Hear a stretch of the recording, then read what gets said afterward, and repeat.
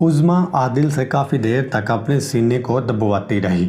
پھر اس نے اپنا سینہ عادل کے منہ میں دیا اور بولی اسے چومو، اور عادل نے عظمیٰ کا سینہ اپنے منہ میں لیا اور اسے چومنے لگا، اور عادل کے چومنے سے عظمیٰ باجی مست ہونے لگی۔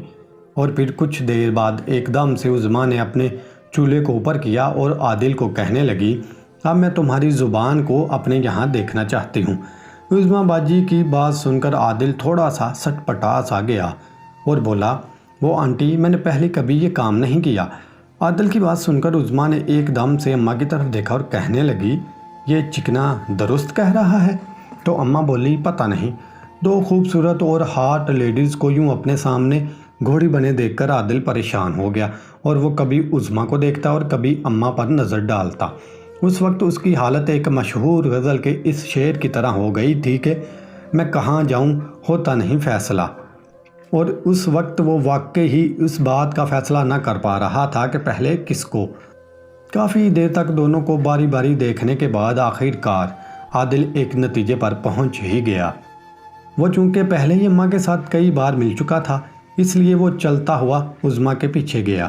عادل کے ساتھ ان خواتین کا گرم شو دیکھ کر میں تو جیسے دہکتا ہوا انگارہ بن گئی تھی، اور میرا دل کر رہا تھا کہ ان کی طرح عادل ابھی کے ابھی میرے پاس آئے، لیکن ایسا ہونا مشکل تھا، اس لیے میں وہاں سے واپس بھاگی اور اپنے کمرے میں جا کر واش روم میں گھس گئی اور کپڑے اتار کر خوب فنگرنگ کی، لیکن اس کے باوجود بھی مجھے قرار نہ آیا۔ لیکن پتہ نہیں کیا بات ہے کہ ایسا کرنے سے بھی میرا گزارا نہ ہوا تھا۔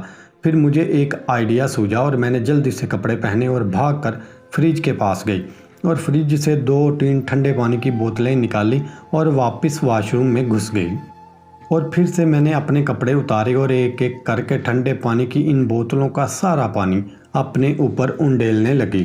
اس سے میری آگ تو نہ بجھی، لیکن وقتی طور پر کچھ سکون سا آ گیا، اور میں باہر آ گئی اور بستر پر لیٹ کر سوچنے لگی کہ میری پیاس کب بجھے گی، اور مجھے اس بات کا افسوس ہونے لگا کہ پچھلے چند دنوں سے عادل کے ساتھ میرا رویہ کچھ اچھا نہ تھا، جس کی وجہ سے عادل میرے ساتھ کچھ کھچا کھچا سا رہتا تھا اور میں بھی اس کو زیادہ لفٹ نہ کراتی تھی۔ کالج سے واپسی پر مجھے عادل مل گیا۔ مجھے دیکھ کر وہ کنی کترا کر گزرنے ہی لگا تھا کہ میں نے اسے پاس بلا لیا اور بولی، کیا بات ہے عادل صاحب، آج کل آپ ہمیں کوئی لفٹ ہی نہیں کرا رہے، کوئی ناراضگی تو نہیں؟ میری بات سن کر عادل ایک دم سے حیران رہ گیا، اور میرے خیال میں دل ہی دل میں سوچتا ہوگا کہ سالی کیا بکواس کر رہی ہے، لفٹ خود نہیں کراتی ہو اور کہہ مجھ سے رہی ہو۔ لیکن ظاہری طور پر وہ کہنے لگا، وہ اب پڑھائی میں بزی رہتی ہے نا، اس لیے میں آپ کو ڈسٹرب نہیں کرنا چاہتا، ویسے میں آپ کا تابعدار ہوں۔ تو میں نے اس کی طرف دیکھتے ہوئے کہا کہ تابعدار صاحب آپ میرا ایک کام کیجئے، اور اپنا بیگ سے پیسے نکال کر اسے دیتے ہوئے کہا، کام یہ ہے کہ جلدی سے بازار جائیں اور میرے لیے ایک پاپ کارن آئس کریم اور دوسری جو آپ کو پسند ہو لے آئے۔ ابھی میں یہ بات کر رہی تھی کہ سامنے سے عطیہ بھابی نظر آ گئی۔ انہوں نے میری بات سن لی، اس لیے دور سے ہی کہنے لگی، یہ آئس کریم کس خوشی میں منگوائی جا رہی ہے؟ تو میں نے کہا، بس بھابی دل کر رہا تھا، اگر آپ بھی کھانی ہے تو بتائیں، عادل بازار جا رہا ہے، ایک کپ آپ کے لیے بھی لے آئے گا۔ یہ سن کر بھابی کہنے لگی، بھائی نیکی اور پوچھ پوچھ۔ پھر عادل سے کہنے لگی، جا رہے ہو تو ایک میرے لیے بھی لیتے آنا۔ تو عادل بھی بھابی سے بولا، باجی آپ کے لیے کون سی آئس کریم لاؤں؟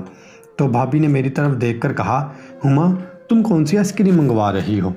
تو میں نے کہا، میں تو پاپ کارن شوق سے کھاتی ہوں۔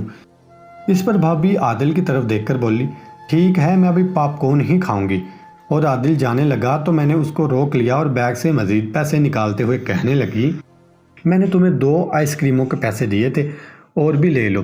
عادل نے مجھ سے پیسے لیے اور بازار کی طرف چل پڑا۔ تو پیچھے سے بھابی بولی، عادل آئس کریم لے کر میرے کمرے میں آ جانا۔ پھر عادل کے جانے کے بعد بھابی میری طرف متوجہ ہوئی اور کہنے لگیں، پاپ کارن تم کو کیوں پسند ہے؟ تو میں نے بلا تکلف ہی کہہ دیا، وہ اس لیے میری جان کہ مجھے آپ کے بھائی کو تھوڑا سا ترسانا ہے۔ میری بات سن کر سمارٹ بھابی ساری بات سمجھ گئی اور چونک کر بولی، اوہو، پھر ہنس کر کہنے لگی، صرف تم ہی نہیں میں بھی اس کھیل میں شامل ہوگی۔ تو میں نے ان سے کہا کہ اوکے آپ جاؤ، میں بیگ رکھ کر آتی ہوں۔ اپنے کمرے میں پہنچ کر جلدی سے میں نے کالج کے بیگ پرے رکھا اور 1 منٹ میں ہی کھلے گلے والی قمیض پہن لی اور اس کے اوپر بڑا سا دوپٹہ لے کر بھابھی کے کمرے میں پہنچ گئی۔ دیکھا تو عادل ابھی تک نہیں آیا تھا۔ مجھے بیٹھتے دیکھ کر بھابھی کہنے لگی، اچھا یہ بتاؤ کہ تمہارا پلان کیا ہے؟ تو میں نے ان سے کہا کہ پلان یہ ہے کہ میں اس کو تھوڑا سا ترساؤں گی، تھوڑا رلاؤں گی، لیکن آپ کے سامنے نہیں۔ تو بھابھی کہنے لگی، کیوں میرے سامنے کیوں نہیں؟ تو میں نے کہا، وہ اس لیے جان جی کہ آپ اس کی بہن ہو اور ہو سکتا ہے آپ کے سامنے بچہ شرما جائے۔ میری بات سن کر بھابھی نے میری طرف دیکھتے ہوئے آنکھیں نکالی اور کہنے لگی، خاک بہن ہوں، جب بھی موقع ملتا ہے سالہ میرے سینے کو گھورتا رہتا ہے۔ پھر اچانک ہی چلا کر بولی، کہیں تم میرے بھائی کا ریپ تو نہیں کرنے والی؟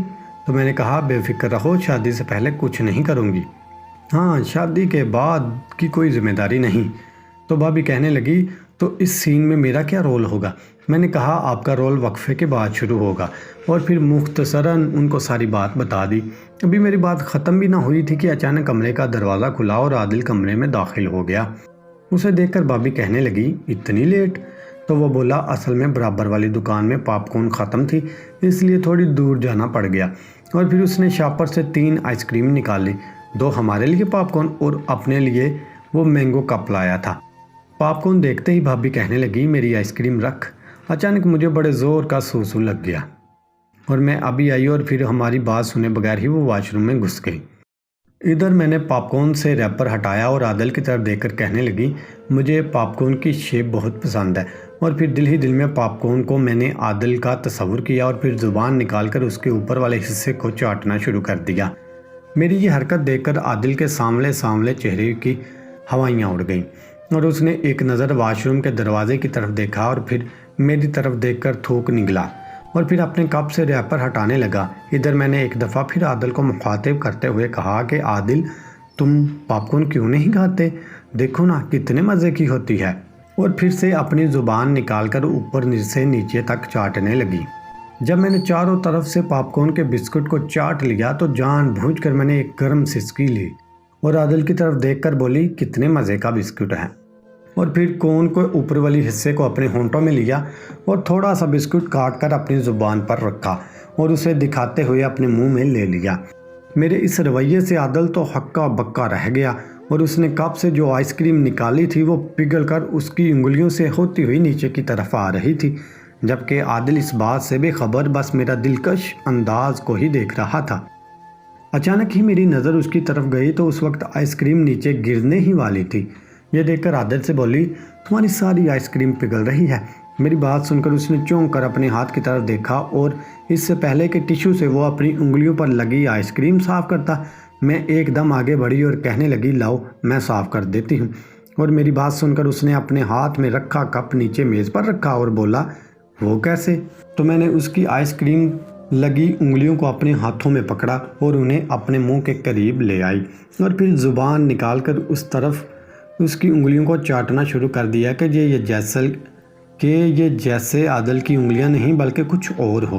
میری اس شہوت بھری اور پرہوس حرکت کو دیکھ کر بلا شبہ عادل کی اوپر کی سانس اوپر اور نیچے کی نیچے رہ گئی اور وہ بڑی ہی دلچسپی سے میری حرکتوں کو دیکھنے لگا۔